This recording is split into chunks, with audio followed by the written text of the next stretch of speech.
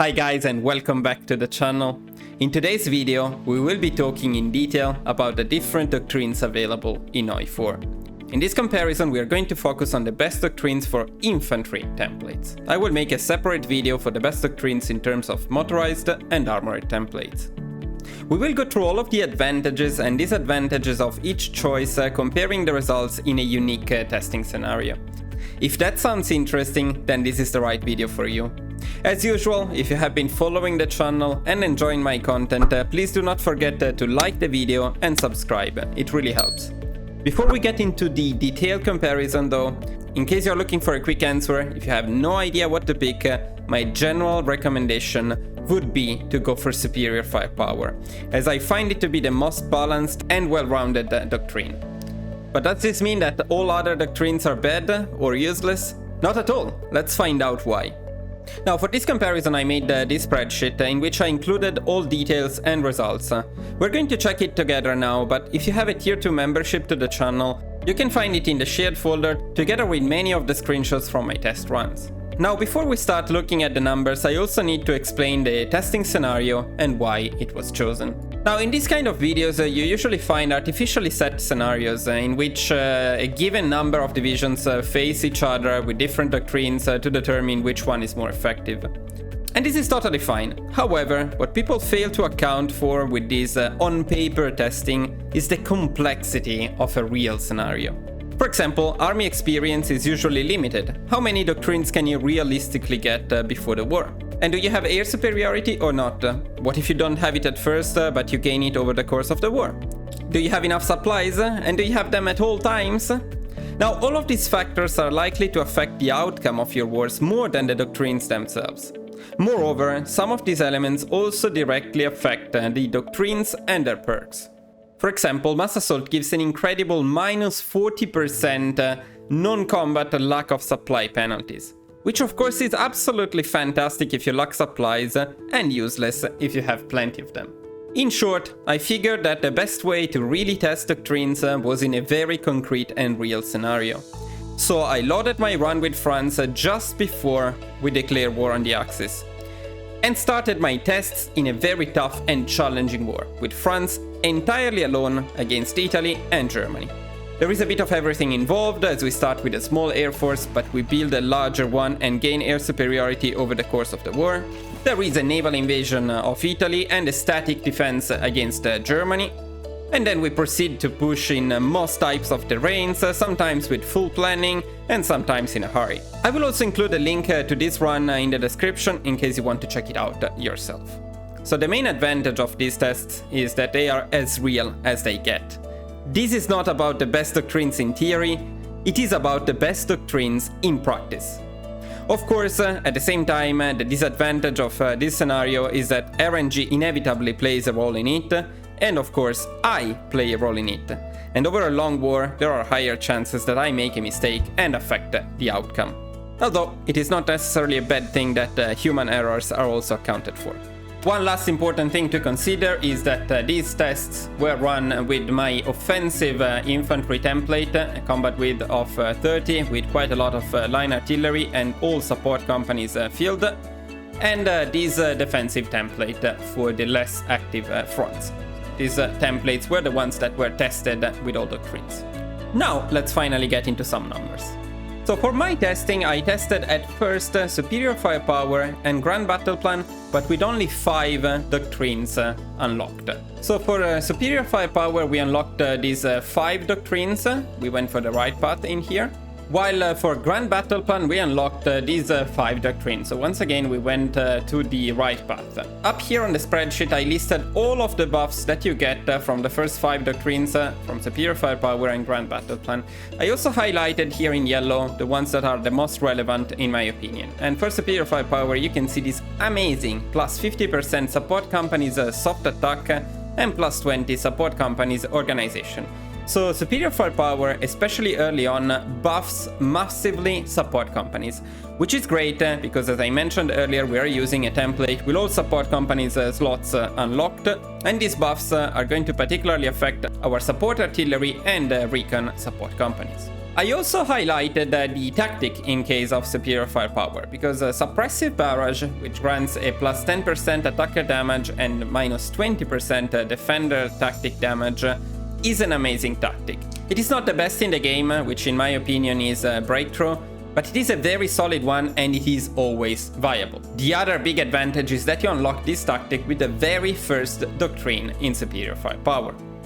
Now, in terms of Gran Battleplan, I highlighted the entrenchment bonuses, plus 25% entrenchment speed and plus 10 max entrenchment, because you get them from the very first doctrine, which makes Gran Battleplan a very good early choice for defense. I also highlighted the plus 10% max planning. Now, this is because we are going for the right path, but later on, when we unlock all doctrines, if we were going for the left path instead, we would get another plus 10% here and another plus 10% here for a total of plus 30%. Okay, now let's look at some of the testing results. So first of all, let me say that the numbers that you see here are the average over several test runs. So this is not just one run in which we got these numbers. And the average casualties with superior firepower by the time we capitulated Italy was 26,000. While at the same time, when we capitulated Italy with Gran Battleplan, we got an average of 33,000 casualties. So slightly higher for Gran Battleplan, but still absolutely fine. The amount of days, the average amount of days that it took to capitulate Italy with superior firepower was 56 days. And with Gran Battleplan, it took an average of 64 days. So again, you can see how Gran Battleplan is a bit behind in terms of both casualties and amount of days, but fairly close. Now let's look at the casualties and days that it took to capitulate Germany, which is probably more representative. In terms of superior firepower, it took an average of 225,000 casualties and 282 days. And with Gran Battleplan, we got a bit more casualties again, 240,000, and a bit more days, 291 days in average. Overall, these stats are incredibly similar. We'll talk about it more in detail later. I did not test Mass Assault because I felt like it wouldn't have the potential to compete with Gran Battleplan and superior firepower with only 5 doctrines unlocked. However, we tested it later with all doctrines unlocked. So I ran a second test, this time with all doctrines for superior firepower. In this case, we went for the right path and then again the right path, so these two here. I then tested Gran Battleplan, again going for the right path, so we didn't go for the extra planning, but we went for the amazing land night attack. And in terms of Mass Assault, I actually tested both, but I listed the buffs only for the right path here. So here are the right path and the right path stats, and down here you can see the left path stats. We will check them very shortly. Now, again, I highlighted some of the most important and relevant stats and buffs in here. And what you can see from superior firepower is that we get a huge amount of soft attack. Plus 15% soft attack and an additional 10% soft attack for infantry, an additional 10% soft attack for line and support artillery, and 50% extra soft attack for support companies.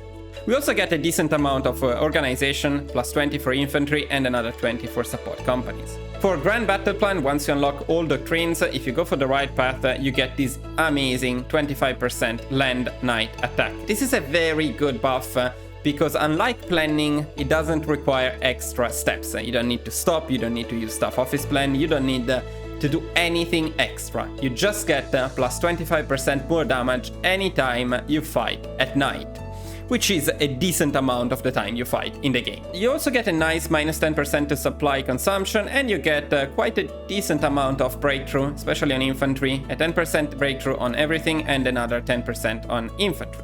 Now, the buffs that you see down here are also good. I just highlighted the most relevant ones in my opinion. Now, I did not highlight the tactic because Gran Battleplan has mediocre tactics, nothing too great in here. For Mass Assault, the stats are quite interesting. These are very different stats. Well, you can see that many of them are in common between Gran Battleplan and superior firepower, like this infantry organization, you get it for both, and so on. For Mass Assault, you get these strange ones, let's say. So infantry combat width reduced by 0.4, 17% reinforce rate, another recovery rate buff, so a lot of strange numbers and stats in there. What do they do? Well, it would take an entire video to explain this in detail, so I will try to do it very briefly. But basically, when you fight in a given terrain, you have a limit to the combat width.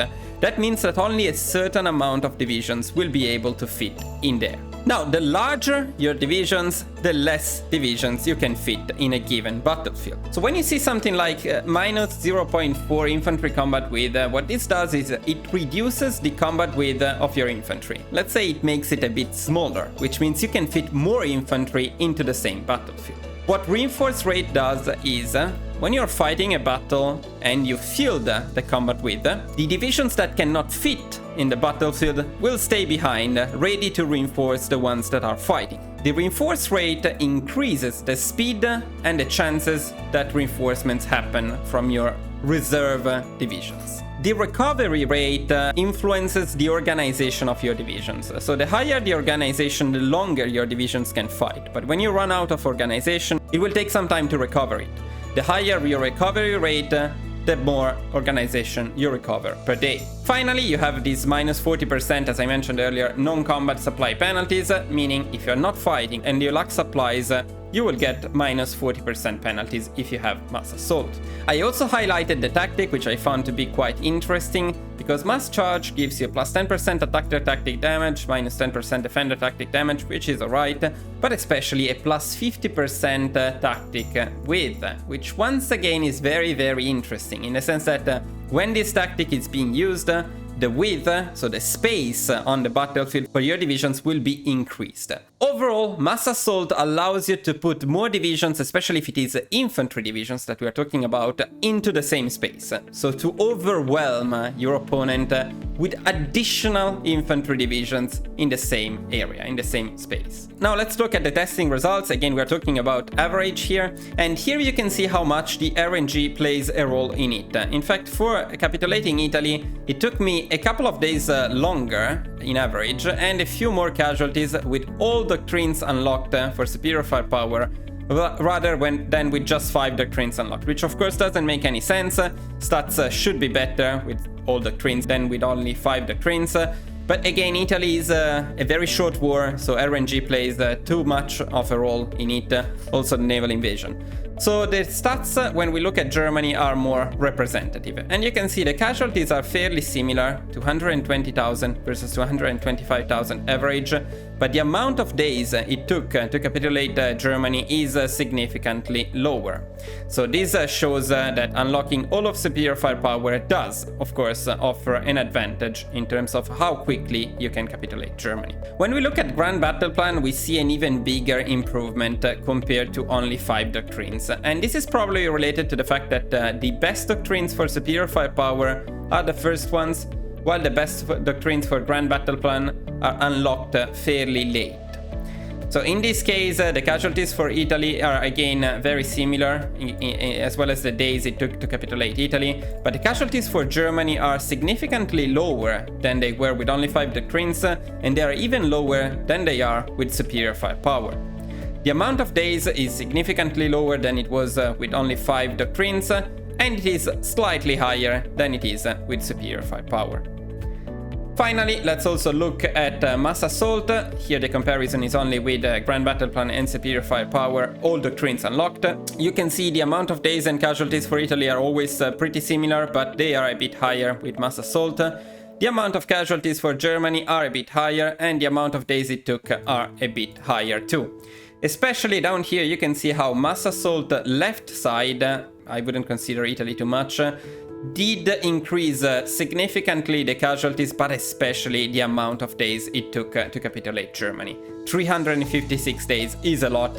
I really struggled to push with mass assault left side. So now let's gather some of the key points to end this comparison. Now, when talking about superior firepower, it offers the highest soft attack buff if you do not consider planning.